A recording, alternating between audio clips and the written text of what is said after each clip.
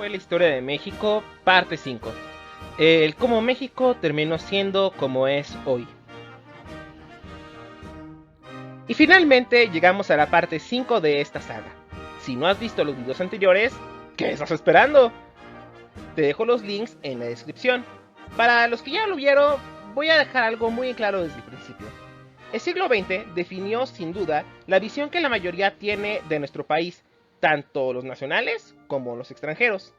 La imagen del mexicano como un ranchero ultracatólico, conservador, lleno de políticos corruptos, bandoleros, borrachos, marihuanos, hombres machos bigotudos, con pistola en la cintura o machete en la mano, con zarape acostados bajo un nopal con una botella de tequila, vestidos como charros, mariachis, hacendados, indios muertos de hambre, mujeres sirvientas, amas de casa o de la vida galante, vestidas de rebozo, con trajes de china poblana, guaraches y así y así.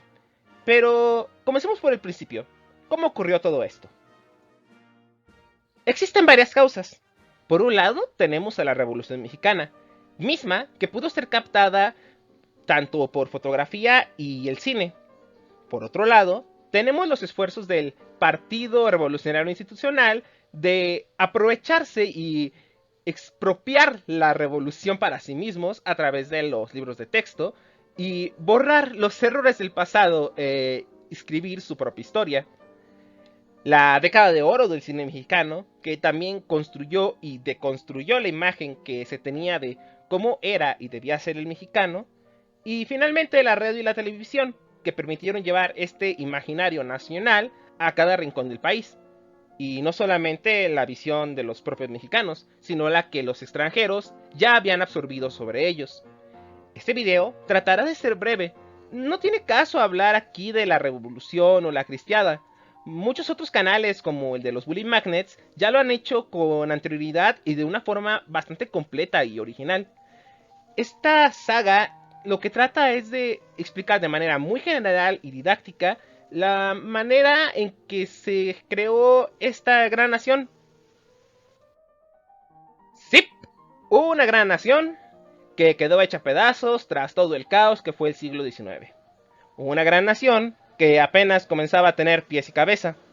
Una gran nación que sufría, no por una dictadura, pues al pueblo lo que menos le importaba era la política, que sufría porque pese al orden y progreso que se pregonaba tanto en su país como en el extranjero, sus barrigas estaban vacías, sus lomos cansados, sus pies deshechos y sus espíritus resignados. ¿Y qué hizo la revolución sino darle esperanza a aquellos, a los de abajo, a los campesinos que ya no tenían nada más que perder más que sus propias vidas, a los obreros que lo que reclamaban era justicia, un salario digno, no esclavizante, jornadas laborales dignas y un descanso dominical? Una revolución que intentó hacerse antes de Madero, desde las luchas en las fábricas de Río Blanco y Cananea, donde el líder del orden y progreso mandó a matar a esos hombres que solo buscaban justicia en caliente. Pero no fue suficiente. Tampoco fueron suficientes las ideas de los hermanos Flores Magón, que en sus letras ya reclamaban aquello que los obreros demandaban y que al final tal vez fue lo único logro real al final de la revolución. Una revolución que no inició el 20 de noviembre de 1910 como marcan nuestros libros de texto, o como el Plan de San Luis de Francisco y Madero marcaba, sino meses después, por un bandolero, Doroteo Arango Arámbula, alias Pancho Villa, tan bandolero que hasta el nombre se robó, que harto de esperar las indicaciones de actuar, que ya no había que temer, se dio a la tarea de actuar. Una revolución que se justificó bajo la idea de quitar al dictador Porfirio Díaz del poder, que ya viejo, cansado y sin ánimo de derrumbar lo que con sus 30 años de mandato intentó lograr, pacificar al país, salió exiliado de este. ¿Pero todo para qué? ¿Para que entrase Madero, un hombre que no era ni la mitad de lo que Díaz fue en su juventud? Ingenuo y sin suficiente preparación, terminó siendo víctima de su confianza y matado a tiros por quien se supone lo debía defender. Porque, bueno, al final, la historia de México jamás se ha tratado del bienestar de las minorías, de salvaguardar la paz, sino de mantener a un sistema disfuncional funcionando a como dé lugar. Un sistema que privilegia al rico sobre el pobre y al extranjero sobre el mexicano. Porque desde la colonia, el estatus y el poder ha sido lo que los pobladores de estas tierras más han querido y ambicionado. Desde criollos como Agustín de Iturbide, mulatos como Vicente Guerrero, mestizos como Porfirio Díaz, o indígenas como Juárez o Huerta, el poder y la apreciada silla de mando era lo que todos querían alcanzar. O tal vez no. Cuando Pancho Villa y Emiliano Zapata tomaron la Ciudad de México, derrotando a las tropas de la capital, ninguno de ellos estuvo dispuesto a reclamar el país para sí. Uno, porque no tenía el interés ni en un proyecto de nación, en el caso de Villa, y por otro, en el caso de Zapata, porque solo buscaba justicia para su gente, tierras que les habían arrebatado desde la constitución de Juárez y que no podía importarle menos lo que le pasaba al resto del país. Zapata solamente quería tierra y libertad. Espera, ¿dónde había escuchado eso? Bueno, no importa. Por eso Villa, al final, se quedó en el norte y Zapata se quedó en el sur. Sería Carranza quien en 1917, y tras una guerra constante, lograría hacerse de la investidura presidencial y crear su propia constitución. Una constitución que sí, fue un gran logro, pero que al final solo era papel, el cual requería esfuerzos para lograrse aplicar. Esfuerzos que Álvaro Obregón, la mano derecha de Carranza, creía ser el único capaz de ejecutar. Y después de ejecutar a su antiguo patrón y tomar el poder, se dedicó a hacer lo que tenía que hacer: gobernar. Sí, gobernar y pacificar al país con mano dura, que por suerte solo tenía una, ya nos imaginamos lo que hubiera hecho si hubiera tenido a las dos. Eliminar a sus enemigos políticos en caliente, al puro estilo de los tiempos de Porfirio Díaz, y supo qué hacer para después. Tras terminar su periodo presidencial, dejarle estafeta al segundo al mando para, pues, evitar terminar con el destino de sus antepasados. Así, Plutarco Elías Calles entró al poder, y en dicho afán de ser la máxima autoridad, intentó enfrentar una guerra a su último rival que el gobierno le había quedado, la Iglesia, lo cual volvió a calentar los ánimos y los aires de la población. ¿Quién ganó? ¿El gobierno o la religión? ¿Qué más da al final? Como las cosas terminaron básicamente como siempre. La iglesia, por un lado, podía salir y hacer sus manifestaciones, como siempre lo había hecho, siempre y cuando no atentaran contra el gobierno. Esa iglesia, que por muchos años fue más fuerte que el mismo gobierno, ahora por fin, tras la muerte de cientos de inocentes, y otros no tanto, lograron un final medio satisfactorio para ambos. ¿Y después? Bueno, mataron a Obregón, Plutarco Elías Calles, al ser el único revolucionario que quedó vivo, siendo él antes de ser presidente, antes de ser general y antes de todo haber sido profesor, conocía la mejor manera de moldear a la gente de este desorganizado país, y eso era a través de la educación. Así que, sin siquiera estar en la silla presidencial, ponía y quitaba a quien estuviera en el poder, dando órdenes, escribiendo su propia historia. Plutarco se convirtió en un símbolo y robó para sí mismo los logros de la revolución, materializándolos en el PRN, el abuelo del PRI, que todos conocemos, y manteniendo sus ideas revolucionarias en una población que apenas aprendía a leer y escribir, y pensaba que lo que les estaban enseñando en la escuela era todo y la absoluta verdad. Surge nuestra bella historia oficial, que tanto bien le ha hecho a nuestro país. Lo siguiente es muy rápido. Lázaro Cárdenas llega al poder, exilia a Plutarco, aunque pues su plan ya estaba hecho, Se terminan de aplicar los logros de la revolución, como el reparto agrario a los campesinos mediante los territorios ejidales. Se expropia el petróleo en un momento en el que más era necesario.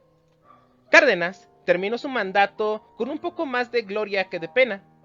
Sube al mando Ávila Camacho e inicia la Segunda Guerra Mundial, en la que México participó más a fuerzas que de ganas, pues le era más lucrativo vender su petróleo a todos lo que los necesitaran que ponerse a luchar contra los alemanes.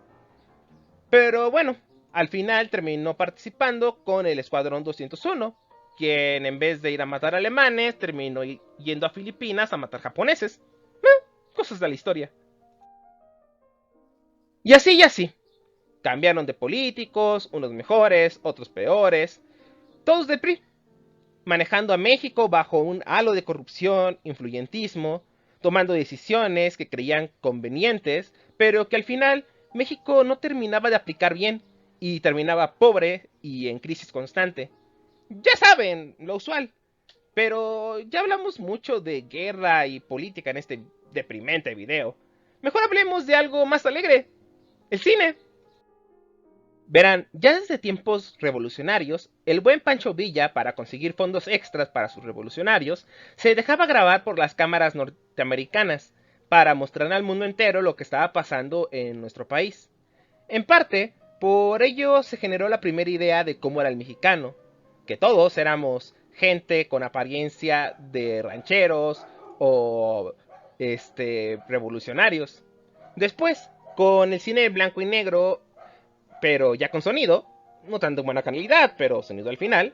Grandes actores como Pedro Infante, Jorge Negrete, Pedro Armendáriz, Luis Aguilar, El Santo, Blue Demon, Sofía Álvarez, María Félix, Dolores del Río, Rocía Quintana y muchos otros crearon un imaginario de cómo el mexicano debía ser.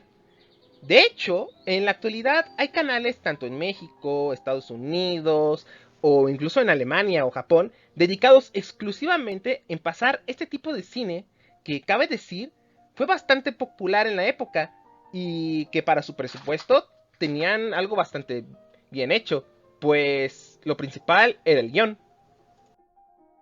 Y así fue la cosa hasta casi los años 80, cuando México se empezó a abrir más hacia la globalización, gracias a cosas como Tratado de Libre Comercio y el cine internacional, que dejaba los estándares muy arriba en el cine mexicano, que pues nada podía hacer. Crisis llegaron, crisis se fueron, crisis se mantuvieron hasta la actualidad. El mexicano aceptó a regañadientes ya la imagen incluso caricaturizada de sí mismo, que se burlaba de ello, y decía, bueno, ¿qué más podemos hacer? Llegó entonces el año 2000 y la gente se empezó a cansar de que todo siguiera igual, así que volvieron a depositar toda su fe en el primer bigotón mal hablado y con botas que apareció, Vicente Fox, del partido rival al PRI, el cual parecía ser como ellos, y se dieron su fe y confianza mediante el voto, lo cual resultó en una victoria para Fox, pero en una derrota para México, pues se dieron cuenta que sin importar el cabeza hueca que estuviera ahí en la silla presidencial, independientemente del partido que fuera, este seguiría siendo todo igual, o incluso peor. Pero la gente no perdió la esperanza y dijo, bueno, es el primer intento del PAN, démosle una segunda oportunidad con Felipe Calderón. Después de todo, ¿qué podría salir mal? Pues creo que todos ustedes ya conocen la respuesta. Pues todo. Pues su guerra contra el narcotráfico no hizo más que aumentar la violencia en nuestro país, que ya de por sí tenía que aguantar la delincuencia habitual, ahora tenía que soportar las balaceras entre federales y narcotraficantes todos los días, lo que hizo que la gente pensara, hey, ¿no estábamos mejor antes? ¿Y si regresamos con el PRI? Cosa que hicieron.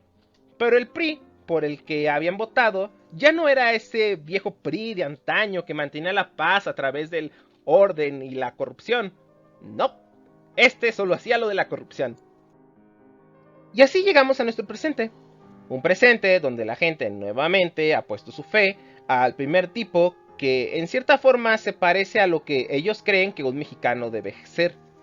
Un expriista que le dice al pueblo que representa un cambio verdadero, como lo fue Juárez o Madero en su momento. Espera, ¿Juárez y Madero lo fueron en verdad? Bueno, no importa. Que se apoderó de su historia, de los corazones de los ingenuos, que solo quieren lo que todo el mundo quiere siempre. Orden, bienestar, salud, paz. Pero ¿cómo conseguirla? ¿Qué? ¿Esperaban una respuesta al final? Pues lo siento, pero de momento no la hay.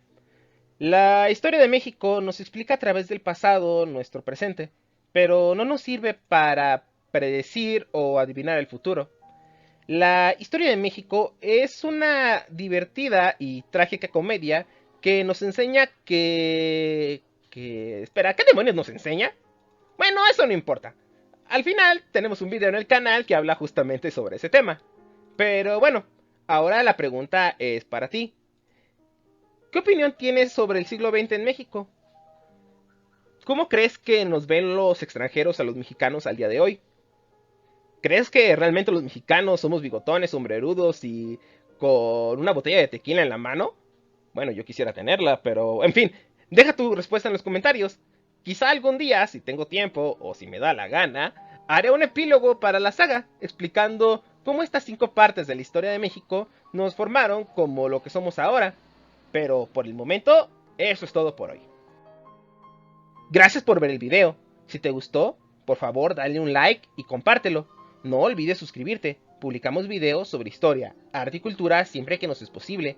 Si quieres apoyarnos, suscríbete y no olvides activar la campanilla para recibir notificaciones cada que subamos un nuevo video. ¡Hasta pronto!